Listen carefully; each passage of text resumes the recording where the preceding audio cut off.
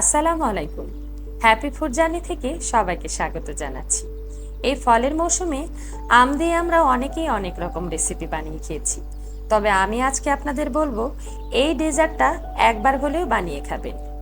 নিজেই খেয়ে বলবেন ওয়াও, এবং নিজেই নিজের ফ্যান হয়ে যাবেন। বাকিদের কথা আর নাই বা বললাম। তো চলুন এবার শুরু করা যাক।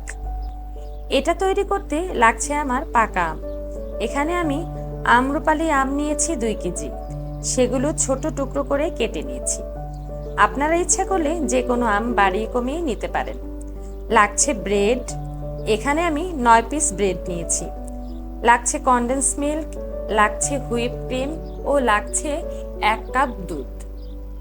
এখন ব্লেন্ডার জারে কিছু আম নিয়ে আমের পিউরিটা তৈরি করে নিব। তারপর অল্প কিছু আমের পিউরি একটি বাটিতে তুলে নিব পরে ডেকোরেশনের জন্য। এবার ব্লেন্ডার জারে আমের পিউরির মধ্যে দুধ ঢেলে একটু মিশিয়ে ব্লেন্ড করে নিব এবং সাইডে রেখে দেব। এবার হুইপ ক্রিমটার একটু ফোম করে নিবার পালা। এটা আমি বিটার মেশিনের সাহায্যেই করে নিব। এবার ব্রেডগুলো অর্ধেক করে কেটে নিব। তারপর 2 টেবিল চামচ কনডেন্স মিল্ক আমের পিউরির মধ্যে দিয়ে একটু ভালো করে মিশিয়ে নিব।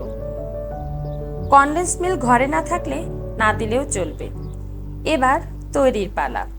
এজন্য আমি এখানে একটি ট্রান্সপারেন্ট সার্ভিং ডিশ নিয়েছি।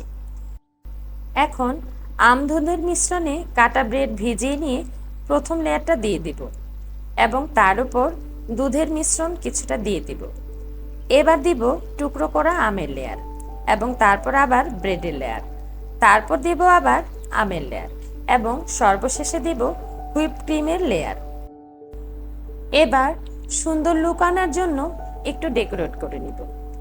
এজন্য আমের পিউরি এভাবে দিয়ে একটি কাঠি দিয়ে একটু ডিজাইন করে নিব এবং চতুর সাইডে ছোট টুকরো করে কাটা আমগুলো দিয়ে সাজিয়ে নিব এবং তার উপরে দেব পেস্তা বাদাম কুচি ও কাঠবাদাম কুচি।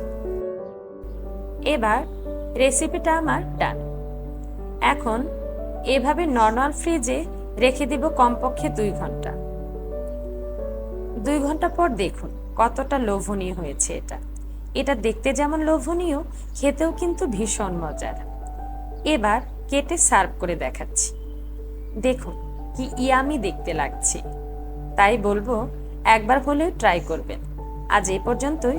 সবাই সুস্থ থাকবেন, ভালো থাকবেন, সাবস্ক্রাইব করে আমার পাশে থাকবেন। আল্লাহ হাফেজ।